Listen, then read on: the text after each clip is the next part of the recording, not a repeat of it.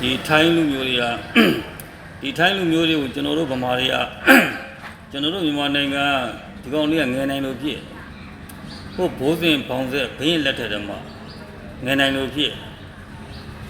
ဒီကောင်လေးကျိုးတို့မြန်မာနိုင်ငံကိုဒီကောင်လေးသိချစ်ကန်ကန်မလို့ရဲဘူးချစ်ကန်ကန်လို့ရဲလို့ရှိရင်ထိုင်းတွေကိုကွာတစ်ခုပဲပြောမှာမင်းတို့ကင်းပြည်နယ်ကအဲ့ဒီတို့ DKPA တို့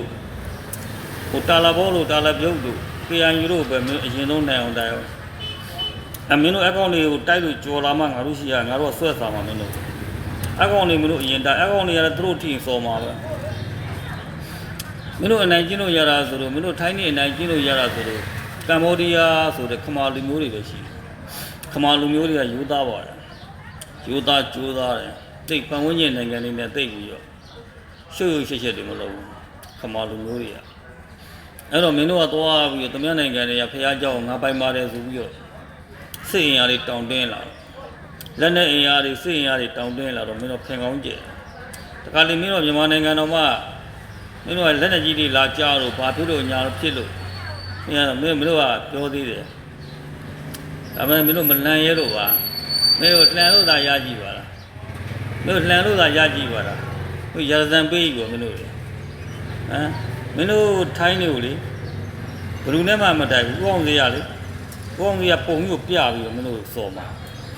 ဥအောင်စေးကပုံကြီးကိုလေပြပြီးတတ်တို့ထိုင်းနေမှာခင်ဗျားတို့ရိုးရတကူကြီးတယ်ခင်ဗျားတို့အသိတာသူတို့ရိုးရမှာလေကြော့ပါရဲ့ဒီယောက်ျားတစားကြီးကိုလေ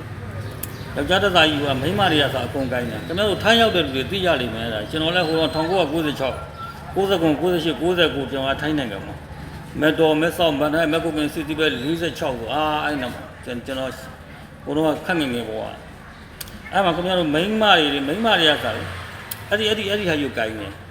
ဘိုင်းနာရင်ဘိုင်းအောင်လို့ရှင်ဘိုင်းကိုထိုးရင်ပြောက်တယ်ခေါင်းကိုက်လို့ရှင်ခေါင်းကိုထိုးရင်ပြောက်တယ်အဲ့ဥအောင်စေကတစားကြီးရတယ်